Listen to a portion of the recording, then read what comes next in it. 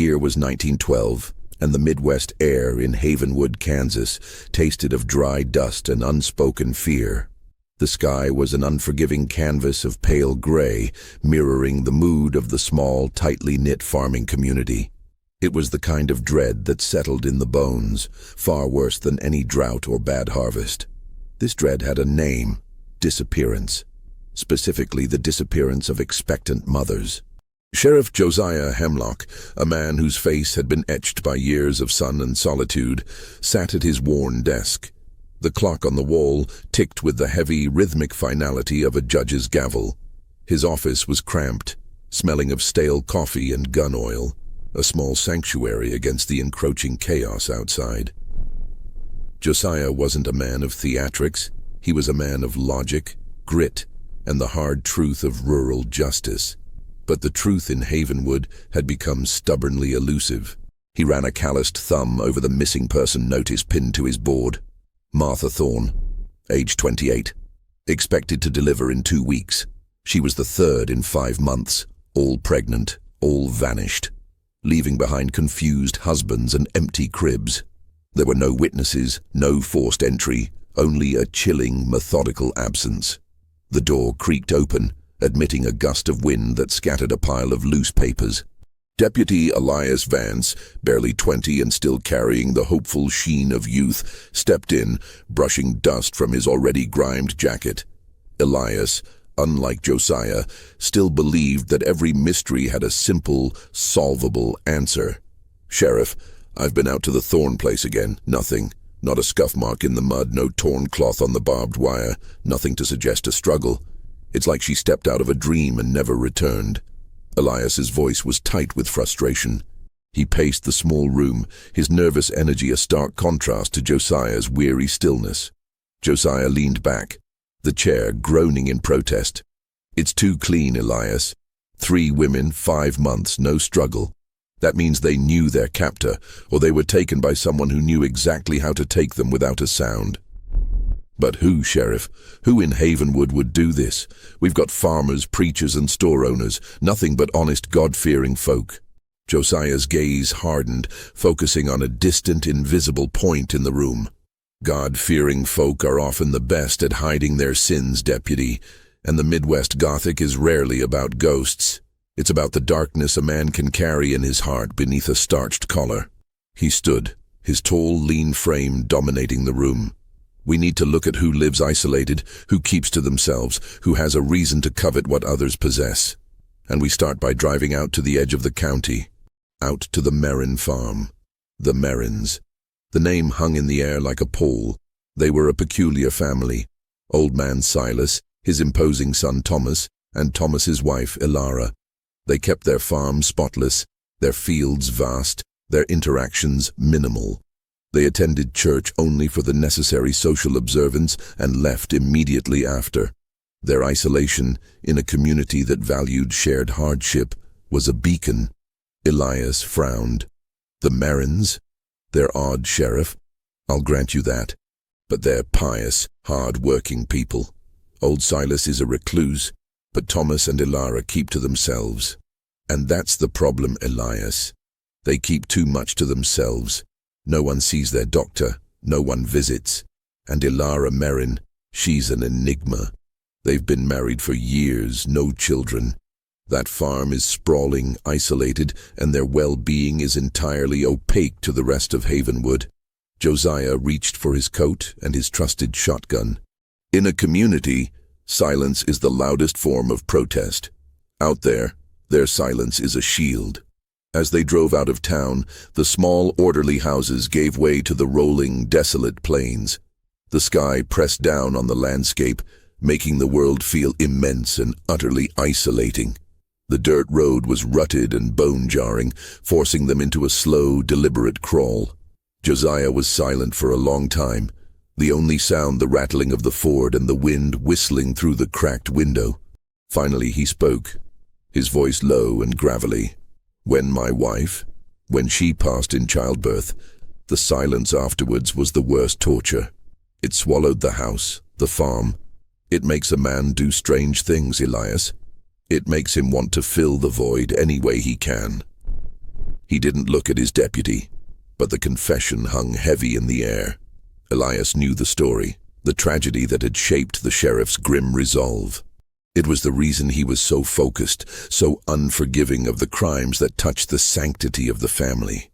The Merrin farm rose out of the distance like a fortress. The old farmhouse, painted a forbidding gray, was surrounded by a tall, rough-hewn wooden fence that seemed less about keeping animals in and more about keeping the world out. A sickly, sweet smell, like overripe fruit left too long in the sun, drifted on the wind. They parked the car and approached the main house. The stillness was unnerving, not even the sound of farm animals, just the ceaseless whisper of the wind against the dry fields. Josiah knocked hard on the heavy oak door. The sound echoed into the oppressive quiet. After a long, tense wait, the door opened a crack. Thomas Merrin, a man built like a stump with a face that looked perpetually suspicious, peered out. His eyes were small, dark, and utterly devoid of warmth. "Sheriff Hemlock, what business brings you all the way out here?" His tone was less a question, more a dismissal. "I'm investigating the disappearances, Thomas. I need to ask you and your wife a few questions." Thomas's grip tightened on the door. "We've not been to town for weeks, Sheriff. We keep to ourselves. We have no knowledge of any unfortunate happenings. Now, if you'll excuse us, we have our duties." Josiah didn't move. His gaze swept past Thomas's shoulder, noticing the faint shadow of a woman, Ilara, moving quickly out of sight, and the unusual dark discoloration of the wooden floor just inside the entrance. It was a detail too small for a man less experienced, but it registered with chilling clarity in Josiah's mind. "It won't take long, Thomas. It's about community safety." Thomas Merrin's expression shifted, a flicker of something close to anger or fear crossing his features. He reluctantly opened the door, allowing them into the dim, heavily curtained front room. The air inside was thick and close, the sickly sweet smell now more pronounced, overlaying a stronger metallic scent that Josiah couldn't quite place. As Josiah stood in the Merrin's foyer, his intuition, the hard-earned currency of a rural lawman, screamed a single terrifying thought. The hunt may have just begun. If the mystery and suspense have already gripped you, don't miss a single part of this terrifying story. Hit the subscribe button and turn on notifications so you're ready for the next chapter of this chilling psychological thriller. The interior of the Merrin farmhouse was a monument to oppressive neatness. Every piece of furniture was heavy, dark, and seemed to absorb the scant daylight filtering through the thick lace curtains. The parlor felt less like a living space and more like a mausoleum, steeped in an unnatural quiet. Josiah and Elias were seated on stiff, horsehair upholstery, their presence feeling like an intrusion into a forbidden ritual. Thomas Merrin remained standing, his posture rigid, his hands clasped tightly behind his back. The metallic smell, a subtle rusty odor that Josiah now recognized as old, dried blood, was a faint undercurrent beneath the cloying perfume of potpourri placed strategically in the corners. "Where is your wife, Thomas?" Josiah's voice was calm, conversational, a deliberate counterpoint to the man's tension. "Ilara is tending to her father-in-law, Silas. He's unwell, requires constant care." Thomas's eyes darted towards a closed door at the back of the house, which Josiah assumed led to the elder Merrin's quarters. "Unwell how?" Elias, sensing the sheriff's focus, chimed in, leaning forward slightly. "Just old deputy. Frail. Keeps to his room. Doesn't see visitors." Thomas answered curtly, his gaze snapping back to Josiah, an almost aggressive possessiveness in his look. Josiah ignored the rudeness. "When was the last time you were in town, Thomas?" "Last Tuesday. For feed. Didn't speak to anyone, just loaded the wagon and left. We have no time for gossip or city business." "And you saw nothing unusual on the roads? No strange wagons? No unfamiliar faces?" Thomas shook his head slowly. "The roads are empty, Sheriff, as they should be. We're out here for solitude." Josiah shifted his weight, his eyes casually scanning the room, absorbing details. On a small side table, a tintype photograph sat in a silver frame. Thomas and Ilara on their wedding day. Ilara looked different, younger, yes, but her eyes, though strained even then, held a flicker of life. Now the shadow he'd seen of her in the hallway had been a ghost of that woman, hunched and quick. He brought the conversation back to the crime with a sudden, deliberate force. "The women who were taken, Thomas, they were all pregnant. Did you know any of them? Martha Thorne, Clara Jenkins, Sarah Finch." Thomas's composure finally fractured. His face paled, and his dark eyes flashed with raw, exposed fury. "How dare you, Sheriff, to suggest such a heinous act on a man of God? My family has nothing to do with this filth." "I'm suggesting nothing, Thomas. I'm asking questions. These are human lives we're talking about.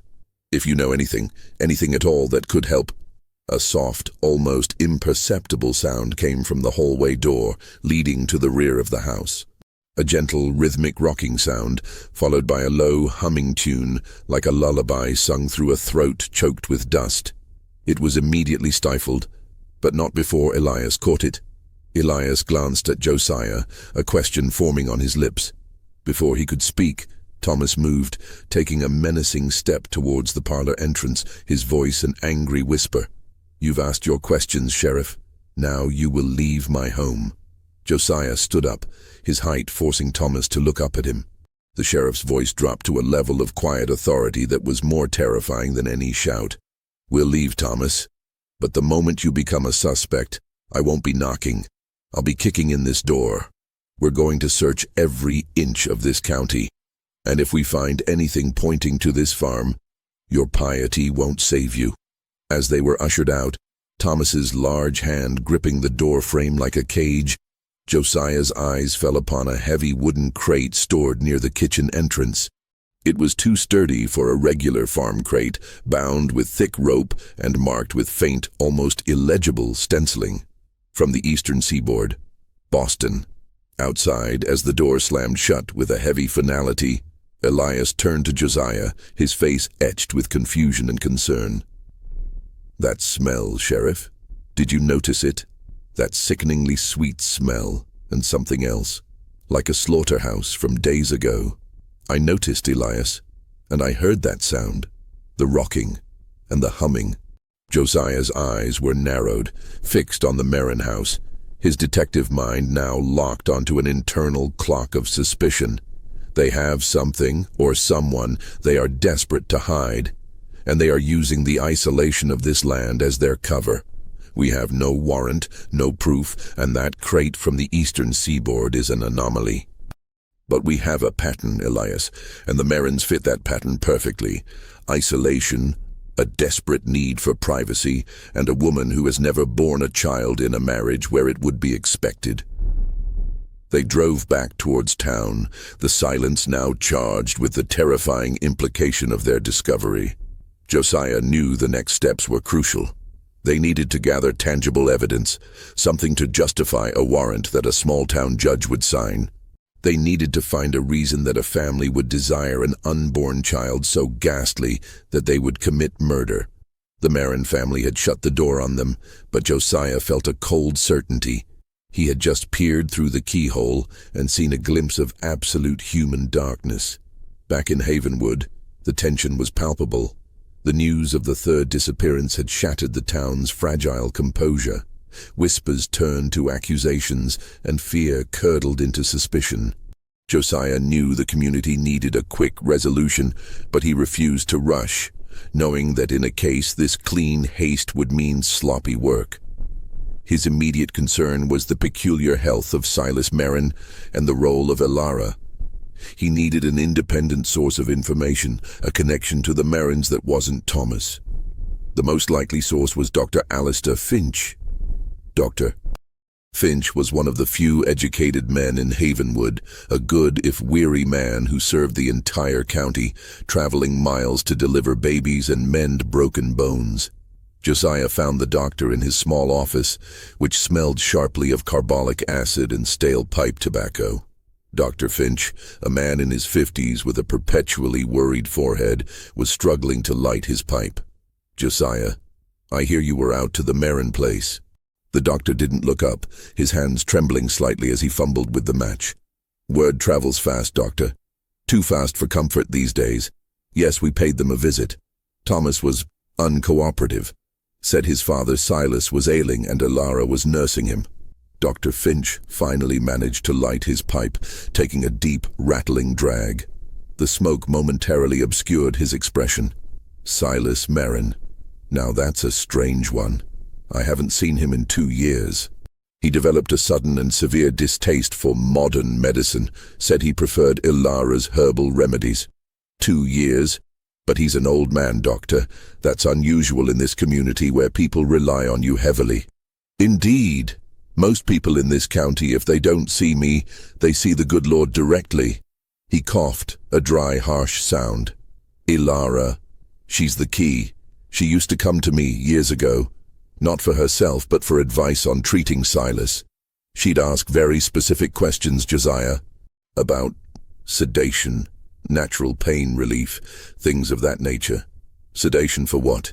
He was suffering from a debilitating illness, I recall. Gout, perhaps, or some neurological trouble.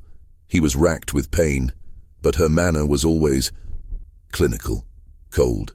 Never the worry of a true daughter-in-law, more like a nurse trying to manage an unruly patient. Josiah pressed. Did she ever express a desire for children, or disappointment over her own situation? Doctor. Finch sighed, puffing out a cloud of white smoke. Ilara and Thomas, they were always private about that. But Thomas's desire for a son was an open secret. He's the heir to that huge tract of land. I remember treating Ilara a few years ago for a brief sickness. She was profoundly distressed, Josiah, not about the sickness, but about her usefulness. She used the word barren once, and the pain in her voice was absolute. The sheriff felt a chill.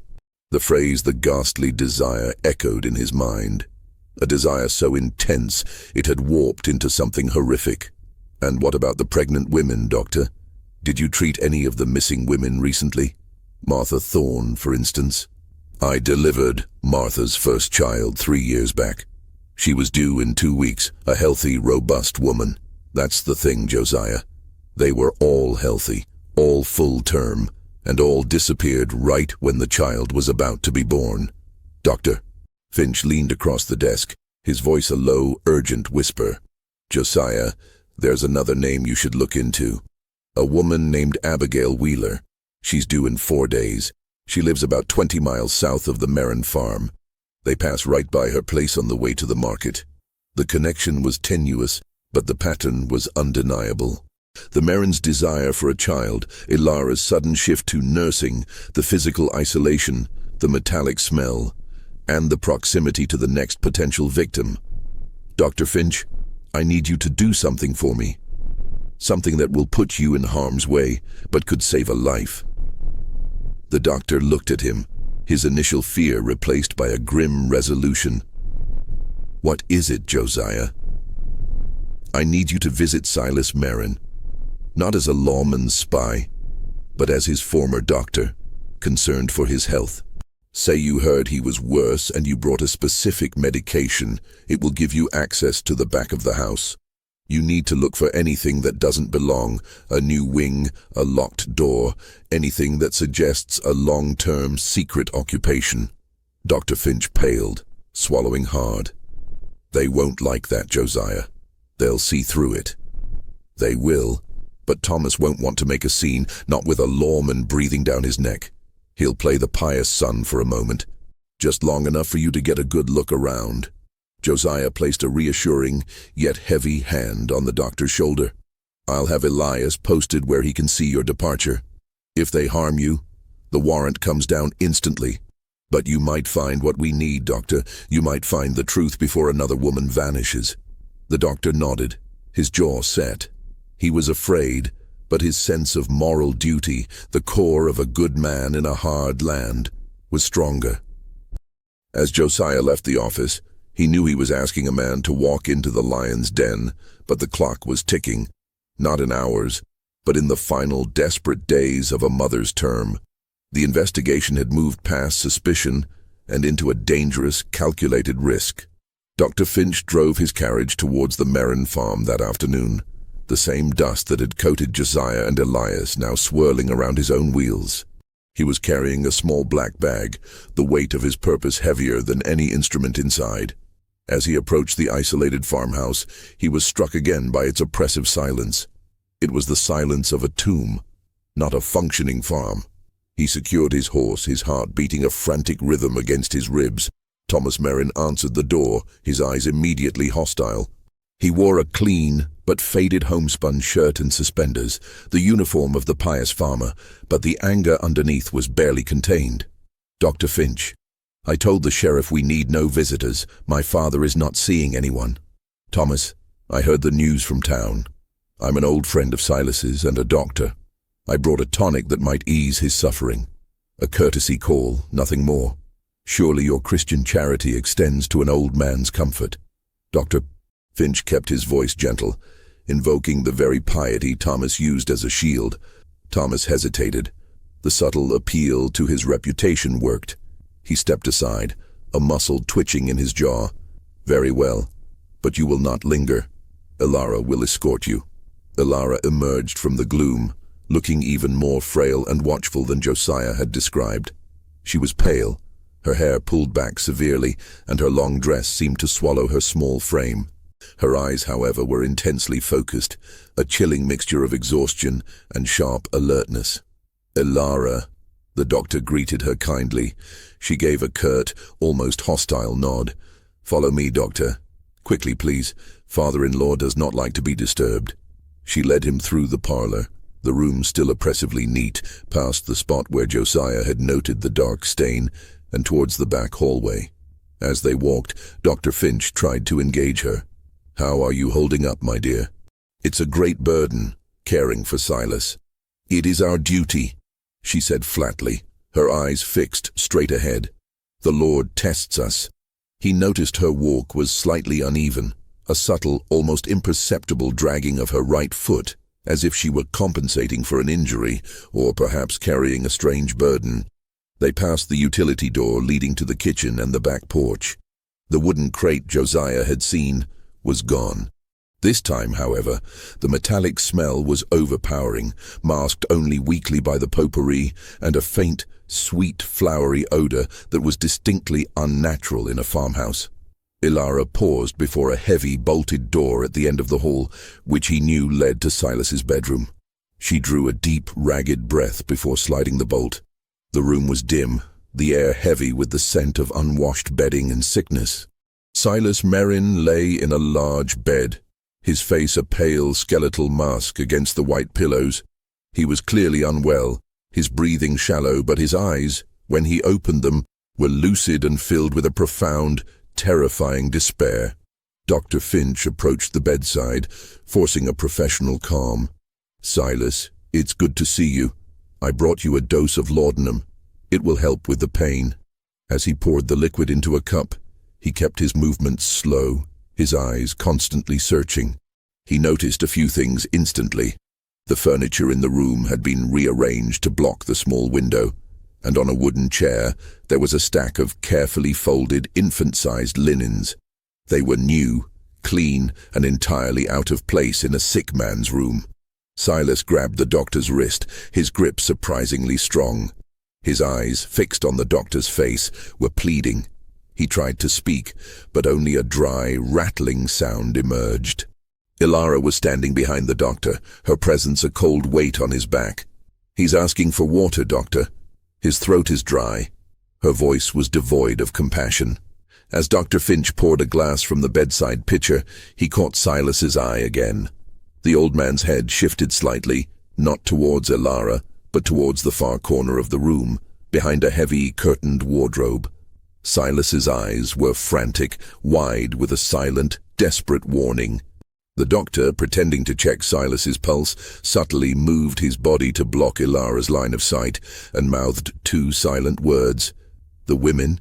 Silas's eyes filled with tears, and he gave a single, almost imperceptible shake of his head, a gesture of denial, of failure. No, he was not saving the women. Then his eyes rolled back and he lost consciousness. "He's tired. Ilara said immediately, stepping forward. "That's enough, Doctor. He needs his rest." She took the glass from his hand and set it down with unnerving speed. "I need to examine him, Ilara. Check his vitals." "No!" Her voice was sharp, a sudden explosive burst of fury. "He does not wish to be touched. Leave now." Her hand moved, not to block him, but a lightning-fast adjustment of the sheet, covering something bulky beneath the covers near Silas's feet. Dr. Finch's professional attention had been diverted for a fraction of a second, but it was enough. He saw no more. He was escorted out with a brisk efficiency that bordered on physical force. Outside, Thomas met them at the door, his face a thundercloud of repressed violence. "You've overstayed your welcome, Doctor. Do not return." Dr. Finch nodded, walking quickly to his carriage. He didn't look back until he was a safe distance away. The moment he was out of Thomas's sight, he whipped the reins. He had failed to find a smoking gun, but he had two terrifying pieces of knowledge: the fresh baby linens in the sick room, and Silas Merrin's gesture, a silent, desperate plea for help, pointing towards a hidden space in the corner. The veil had been lifted just enough to confirm the ghastly desire was real, and it was active. Now they had to move, and they had to move tonight. The moment Dr. Finch returned to Havenwood, he went straight to the sheriff's office. The details he recounted, the unnatural quiet, Ilara's intense paranoia, the infant linens, and Silas's frantic non-verbal warning were chilling, confirming Josiah's worst fears. The sheets were clean, Sheriff, prepared, and the old man looked terrified, not just sick. He pointed behind the wardrobe. "There's something back there, a partition or a locked space," Dr. Finch concluded, his face pale with stress. Josiah slammed his fist on the desk, the sound echoing in the small room. "The crate is gone. The smell of blood is definite, and they have prepared for a child. Elias, the Merrins are actively holding a woman, or they've already completed their plan and are keeping the infant hidden." "But we still don't have enough for a warrant, Sheriff," Elias argued, running a hand through his hair. "The judge will throw out a warrant based on an old man's shaky hand gesture and some baby blankets." "Then we don't wait for a warrant," Josiah stated, his eyes hard and unwavering. "Abigail Wheeler is due in 4 days, Elias. If we follow the Merrin's pattern, the next attempt is imminent. We can't sit on our hands. We conduct a reconnaissance. Tonight, no uniform, no noise. We go to confirm the structure of the rear of the house, and we look for a vulnerable entry point. If we see a sign of a captive, we go in. Warrant be damned." Elias nodded, the youth in his eyes replaced by grim determination. "I'm with you, Sheriff." Under the shroud of a moonless, cloud-heavy night, Josiah and Elias drove the Ford as far as the dense cottonwood trees allowed, about a mile from the Merrin farmhouse. The silence of the plains at night was absolute, broken only by the chirping of crickets and the soft rustle of dry weeds. The air was cold, damp, and carried the heavy scent of unthreshed corn and dirt. They moved on foot, relying on the darkness for cover, navigating the familiar but now sinister landscape of ditches and fence lines. Josiah led the way, his movements quiet and practiced, the heavy shotgun held loosely in his hands. As they got closer, the Merrin farmhouse loomed, a dark, bulky silhouette against the marginally less dark sky. A single lamp burned in an upstairs window, likely Thomas and Ilara's bedroom. The rest of the house was black, a void of silence. They circled the perimeter, keeping low, moving from the cover of the barn structures towards the back of the main house. The sweet, metallic odor was strongest near the rear utility shed. "The shed, Elias," Josiah whispered, pointing. "The crate could have been moved there, and the smell, that's where the work is being done." Elias peered at the shed's heavy door. "It's bolted from the outside, Sheriff. Doesn't look like they're using it much." Josiah moved closer, his hand tracing the rough wood.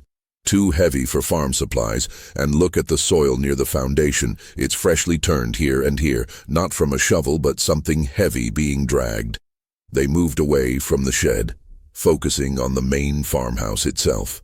The back of the house was built on a stone foundation, solid and unforgiving.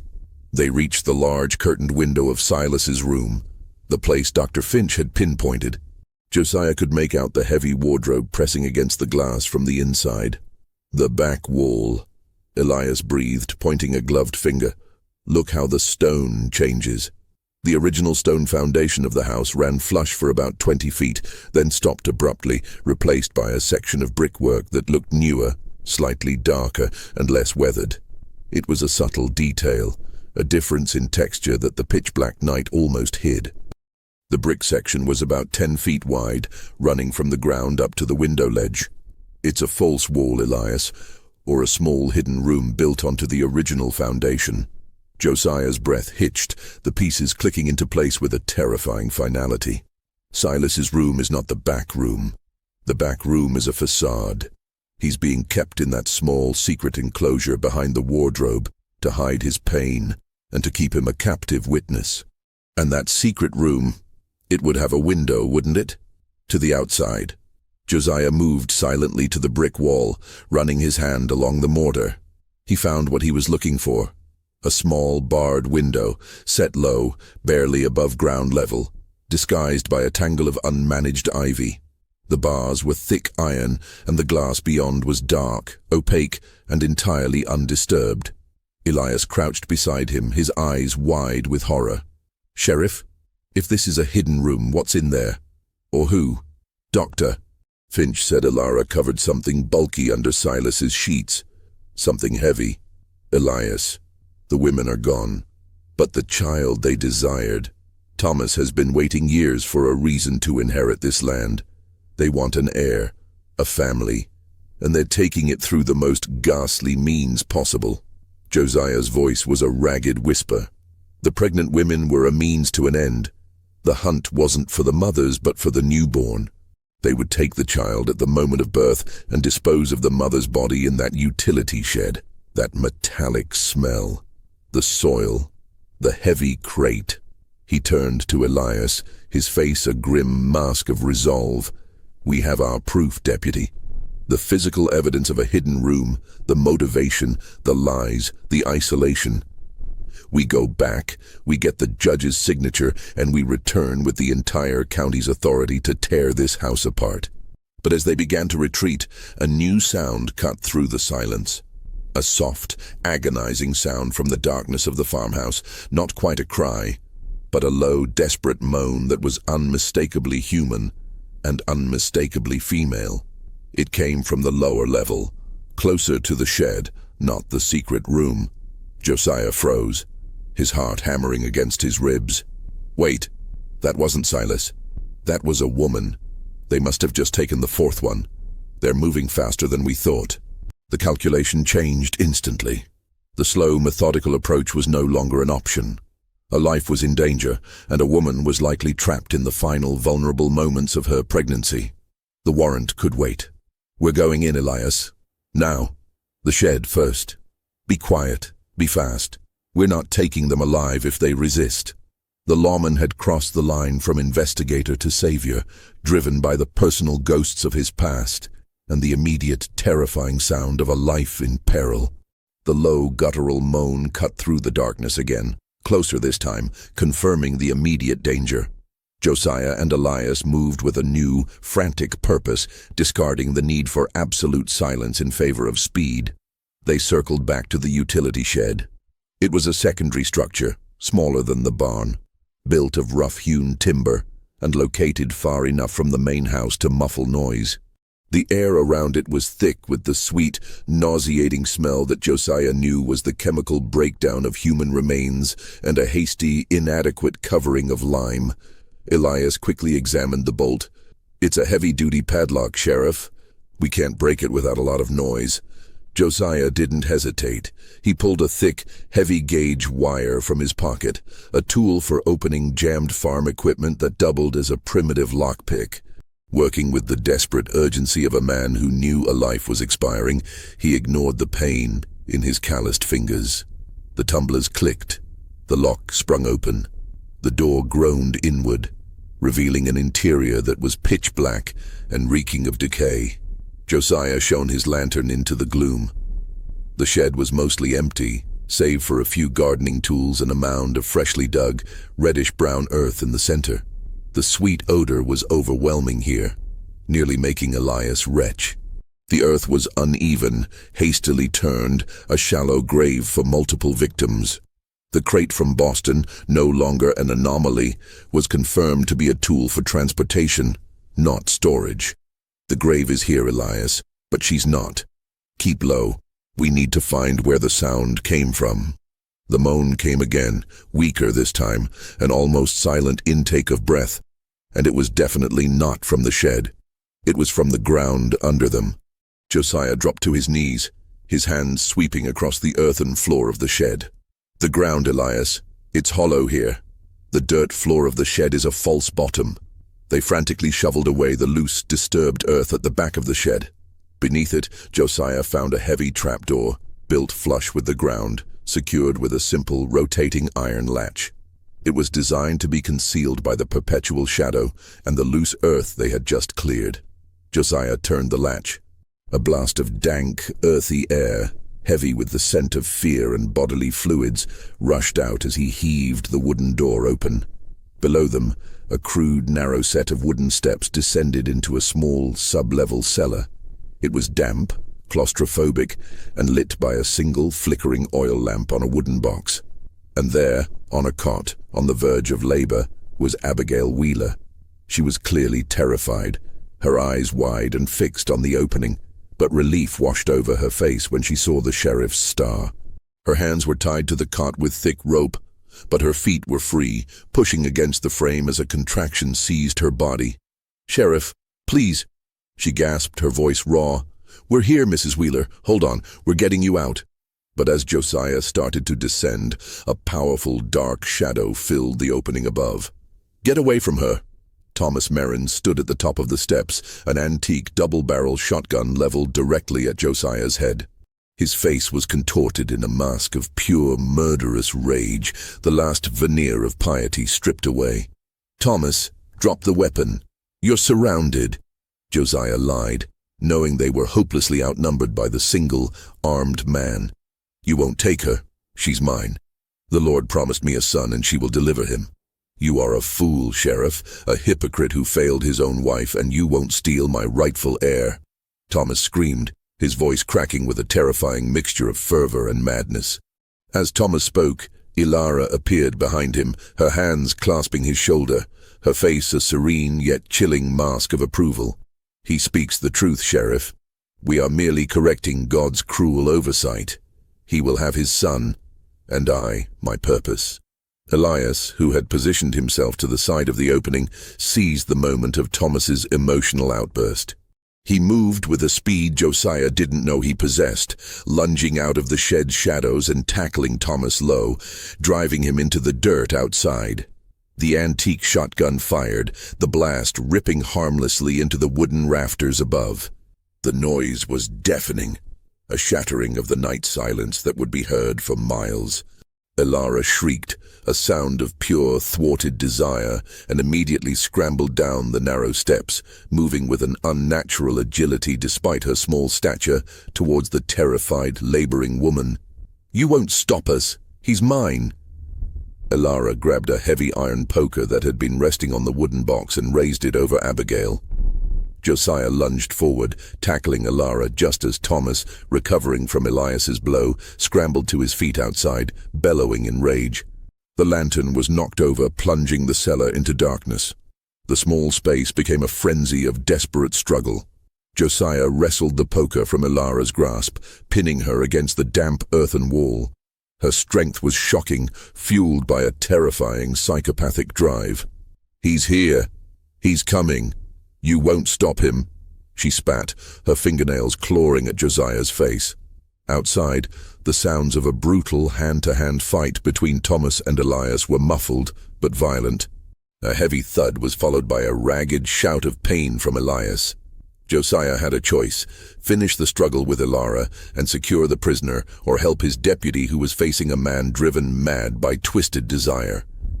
Abigail screamed, a piercing, primal sound that echoed the horror of her confinement. "The baby. It's coming. Please help me." The life-and-death struggle had reached its terrible, inevitable climax. Josiah made his decision, a choice that sealed his own fate and the resolution of the horror. Josiah struck Ilara across the temple with the butt of the iron poker. It was a calculated blow, born of necessity, not malice. Ilara's body went instantly slack, slumping against the earthen wall, her chilling intensity replaced by unconscious silence. He scrambled back to Abigail, whose face was contorted in pain and fear. "Elias, I have Ilara down. Get back here." The sounds of the struggle outside had ceased. Only heavy, ragged breathing and the scraping of shoes on the dirt could be heard. Thomas Merrin appeared at the top of the steps, framed by the faint moonlight that now streamed through the shed door. He was bleeding from a cut above his eye, his clothes torn, but he was holding a blood-splattered heavy-duty shovel, a farmer's weapon, and his eyes were fixed on the woman below. "You die, Sheriff. You both die, and I still take the boy." He roared, and he started down the steps, moving with the cold, deliberate focus of a man determined to complete his ghastly task. Elias was nowhere to be seen, likely injured or unconscious. Josiah was alone, trapped in the narrow cellar with a madman, an unconscious captive, and a woman in the throes of a desperate, imminent birth. Josiah shoved the heavy wooden box with the lamp towards the entrance, buying himself a few precious seconds of obstruction. "Abigail, you have to stay with me. I'm going to untie you now." Working furiously, Josiah used his pocket knife to saw through the thick rope binding her wrists. The blade was dull, the tension excruciating. Thomas was shouting, kicking the wooden box aside. "You can't cheat destiny, Sheriff. My father and we need an heir." Thomas swung the shovel, the blade catching the air with a lethal whoosh, striking the earthen wall inches from Josiah's head, sending a spray of dirt and rock fragments across the room. Josiah finally cut the rope. "Hold the knife, Abigail. Cut the rope on your other hand and be ready to push." He turned, drawing his sidearm, a heavy Colt revolver. The tight confines of the cellar made a shot a near certainty of hitting Abigail or Ilara, or perhaps getting knocked loose by a desperate swing of the shovel. "Stay back, Thomas. The hunt ends here. It only ends when the child is in my arms." Thomas lunged, the shovel raised high over his head. Josiah fired, aiming low at the thick muscle of Thomas's thigh. The explosion of the shot in the enclosed space was deafening, a blinding flash followed by a high-pitched ringing. Thomas stumbled, letting out a terrible primal shriek as the bullet ripped through his leg. He collapsed onto the steps, the heavy shovel clattering away. The desire in his eyes, however, was undiminished. He began to drag himself, hand over hand, down the steps, towards the cot. Josiah turned back to Abigail. Her eyes were glazed with pain, but her hands were free, rubbing the raw friction burns on her wrists. It's coming now," she cried. Josiah, the man who had lost his own wife and child in a terrible, silent, final moment of birth, was now forced to confront that trauma, using the memory of his personal failure to save this woman. "Push, Abigail, push now. Don't let him win." Abigail pushed, a mighty, life-affirming effort fueled by the terror of her circumstance. Outside, a new sound emerged, a series of frantic, wet gasps.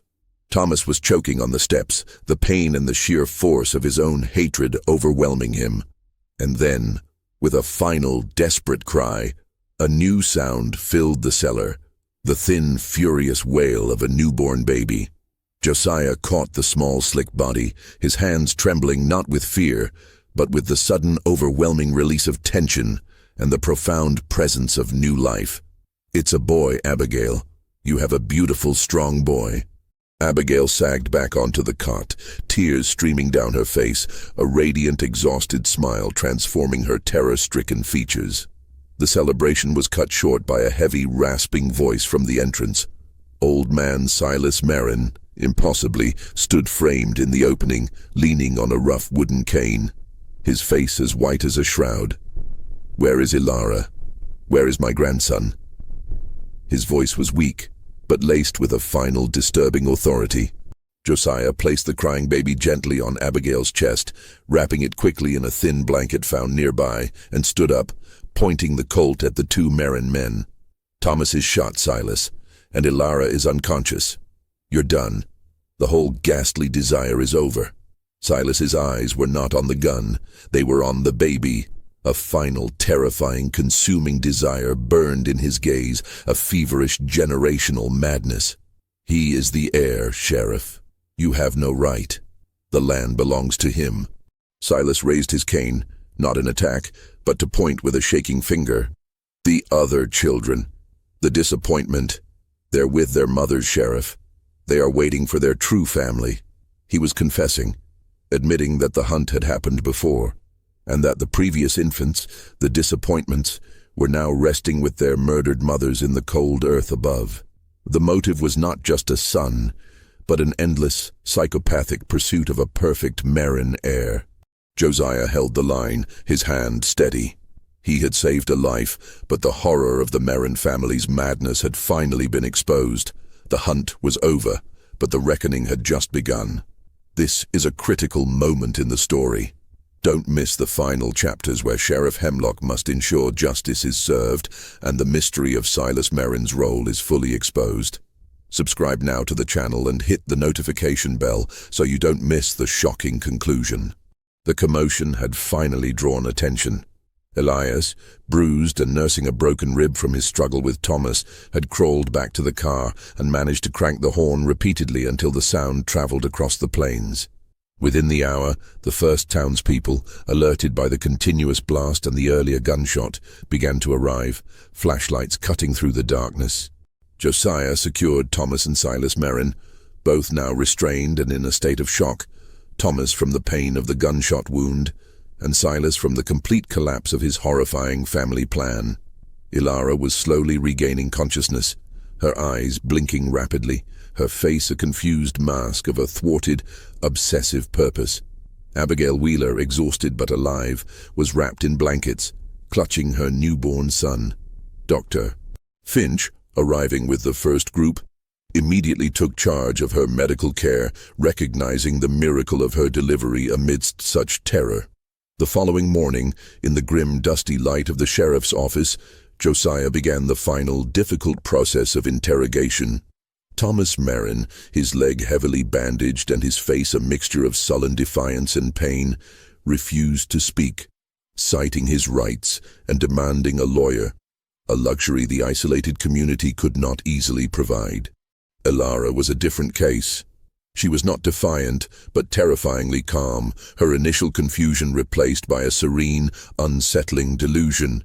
"We did nothing wrong, Sheriff Hemlock," she stated, her voice soft and even. "God gives and God takes. He took my children from me. He took Thomas's inheritance. We merely corrected the record. We provided a stable, righteous home for the perfect replacement. The three women in the shed, Ilara, Martha, Clara, Sarah, were they corrections too?" Josiah asked, his voice low and professional, trying to avoid any emotional reaction that might shut her down. Ilara frowned, a slight look of annoyance crossing her face, as if he were discussing a minor inconvenience. The mothers were collateral, unnecessary vessels. The disappointment was their inability to simply surrender the child to a better home. They were selfish. We had to ensure a quick and silent transition. She described in chilling detail how Thomas, using his knowledge of the rural routes and farm schedules, would target the women in their isolated homes, often posing as a doctor or a deliveryman. She would accompany him, using a small measure of laudanum, the very drug she had learned to dispense from Dr. Finch, to sedate the mother long enough for Thomas to transport them in the large, heavy Boston crate, which was designed to muffle sound. The final, ghastly act, the delivery and subsequent disposal of the body in the shed, was always a joint effort, driven by their shared, psychotic desire for a perfect Merrin heir. Josiah turned his attention to Silas. The old man was fragile, but the cold intellect was still present in his eyes. He sat in a chair, wrapped in a blanket, seemingly indifferent to his son and daughter-in-law. "Silas, What was your role in this? Did you help them choose the women? Silas coughed, a dry, rattling sound. I guided them. I observed the families from afar. Not physically, Sheriff, but I listened. I heard the gossip, the doctor's reports. They were good, healthy stock. A son, a true son, was needed to secure the legacy. Josiah realized the chilling truth.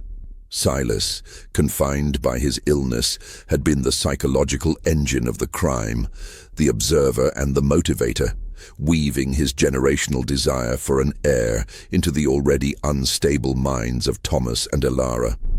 His sickness was a cover, a means of isolating himself in the secret room where he could hear everything, while Thomas and Elara did the terrible work. The baby linens Dr. Finch saw were not for Silas. They were for the intended, stolen child. And the first 2 times, Silas? The first 2 infants? Silas looked down, a rare flicker of something close to remorse. Disappointments, failures to thrive, weak stock. They were returned to their mothers below the shed, to rest.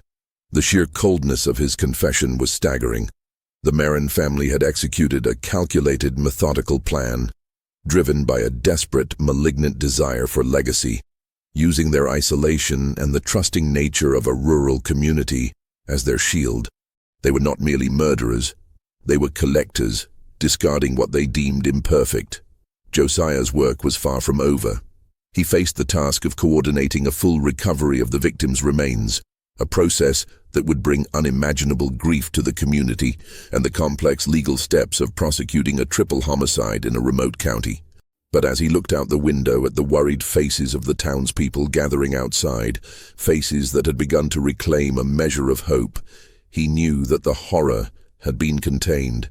He had stared into the heart of a darkness that was purely human, and with the help of Elias and the courage of Dr. Finch, he had pulled a vulnerable life back from the brink. The ghost of his own past had been exorcised by the survival of Abigail's son. The ghastly desire of the Merrin family was now nothing more than a chilling chapter in Havenwood's history. The following weeks in Havenwood were consumed by a heavy, necessary grief. The Merrin farm, once a symbol of aloofness, was now a national headline, a grim magnet for journalists and state law enforcement. The bodies of Martha Thorne, Clara Jenkins and Sarah Finch, along with the remains of the 2 previous failed infants, were exhumed from the shallow grave beneath the utility shed. The collective sorrow of the community was immense, a heavy, suffocating cloud that mingled with the Kansas dust. Sheriff Josiah Hemlock became the unlikely focus of national attention, his calm, methodical leadership celebrated. But Josiah found no satisfaction in the recognition. His focus was on the community's restoration and the upcoming trial. Elias Vance, his rib healed and his sense of duty galvanized, proved invaluable. He was instrumental in managing the logistics, fielding inquiries, and, most importantly, ensuring the emotional well-being of the victims' families, particularly Martha Thorne's husband, whose heartbreak was a tangible presence in the town. Elias had grown from an eager boy to a competent, deeply empathetic lawman. Dr. Finch, suffering from severe emotional stress but holding firm to his professional duties, provided the crucial medical testimony regarding the victim's health and the disturbing nature of the Merrin's plan, cementing the narrative of premeditated, methodical abduction and murder driven by a twisted desire. The trial of the Merrin family became the central event of the year, bringing a grim spectacle to the quiet county. The prosecution, led by a capable state attorney, presented the evidence meticulously. 1. The physical evidence, the hidden cellar, the heavy crate, the hastily covered grave, and the crude tools used for both abduction and disposal. 2. The testimonies. Abigail Wheeler's harrowing account of her confinement and delivery, Dr. Finch's testimony regarding Elara's suspicious inquiries and Silas's health, and Elias's account of the violent struggle. 3. The confession. Josiah's carefully documented interrogation of Elara and Silas, detailing their motive, the ghastly desire for an heir to the Merrin land and name, and the classification of the murdered mothers as unnecessary vessels. Thomas Merrin remained largely silent, his defense resting on a claim of temporary insanity driven by his overbearing father and his wife's perceived barrenness. Ilara's defense focused on her mental state, painting her as a woman consumed by a desperate maternal desire, a victim of her own biological frustrations and her husband's pressure. Silas, the cold architect of the crime, used his failing health to evoke sympathy, claiming he was only trying to preserve the family line. But the testimony of the victims' families, the sight of Abigail and her strong, healthy son, and the sheer, cold-blooded calculation described by the sheriff, proved insurmountable. The jury, comprised of local farmers and tradespeople who understood the isolation and trust inherent in rural life, returned their verdict swiftly. Guilty. Thomas Merrin was sentenced to life imprisonment for multiple counts of abduction and murder. Ilara Merrin was found guilty, but institutionalized, deemed unfit to stand trial for a later date due to her profound, delusional state. Silas Merrin, the intellectual center of the operation, received a life sentence to be served in the state penitentiary, where he would soon succumb to his ailments, his final desire for an heir utterly and irrevocably destroyed. The resolution brought a sense of finality, but not closure. The Merrin farmhouse, the site of such unimaginable horror, was seized by the county, its fate left uncertain, too grim to inhabit, too difficult to simply tear down. It remained, a silent grey monument to the terrifying capacity for human evil in the heart of the heartland. Josiah Hemlock, watching the prison wagon take the last of the Merrin family away, felt the immense weight of the case finally lift. The silence was back, but this time, it was the silence of justice served, not fear. The terror had been human, the victory purely human. He had faced his own ghosts, found his resolve, and stood as the unwavering pillar of justice in a world turned suddenly and violently dark. He had upheld the law, and in doing so had finally found a measure of peace. 2 years had passed since the Merrin trial. The seasons had changed twice over Havenwood, washing away the evidence, but not the memory. The town was quieter now, a silence born not of dread, but of a guarded, hard-won peace. The sense of naive trust was gone, replaced by a mature caution. Doors were bolted at night, and neighbors watched out for each other with a new, vigilant intensity. The community had been scarred, but it had endured. Josiah Hemlock had returned to the simple, rhythmic duties of a rural sheriff. He was older, his hair a little grayer, but his posture was straighter, his movements less burdened. The ghosts of his past, the loss of his wife and child, had finally receded, replaced by the living image of Abigail Wheeler and her son, whom she had named Josiah, in his honor. Abigail and young Josiah had moved away from the county, seeking a fresh start where the landscape held no terrifying memories. But they sent a Christmas card every year, a simple photograph of a healthy, thriving boy, a constant, tangible reminder of the life he had saved.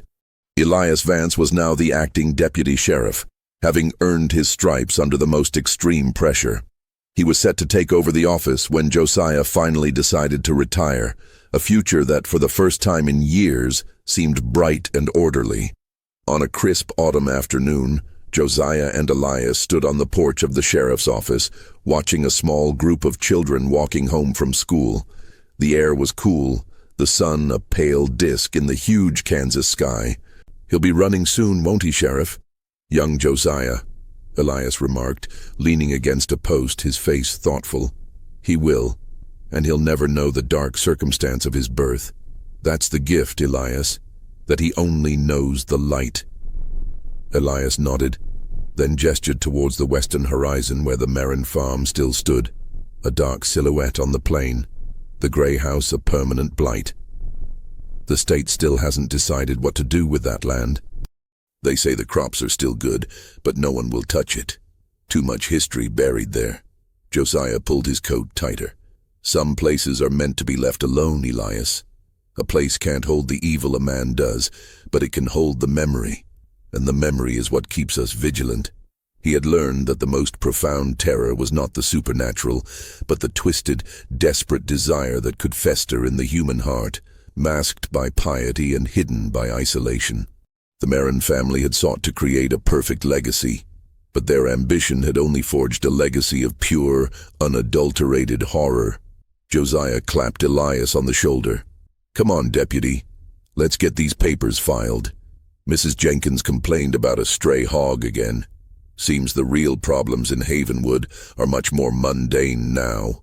As they turned to go back inside, a final chilling thought settled in Josiah's mind. The hunt was over. The family was broken, and the child was safe. But the ghastly desire, that cold, relentless human craving for control, for legacy, for something that wasn't rightfully theirs, was not unique to the Merrin family. It was a dark current that ran beneath the surface of all human experience, waiting for the right moment and the right level of desperation to surface. And in the silence of the Midwest, under the vast, indifferent sky, Sheriff Hemlock knew that while this chapter was closed, the eternal vigilance against the darkness within was the true, unending burden of the living. The truth of the Merrins was not a ghost story, but a warning. The most terrifying monsters are always the men and women who look exactly like us.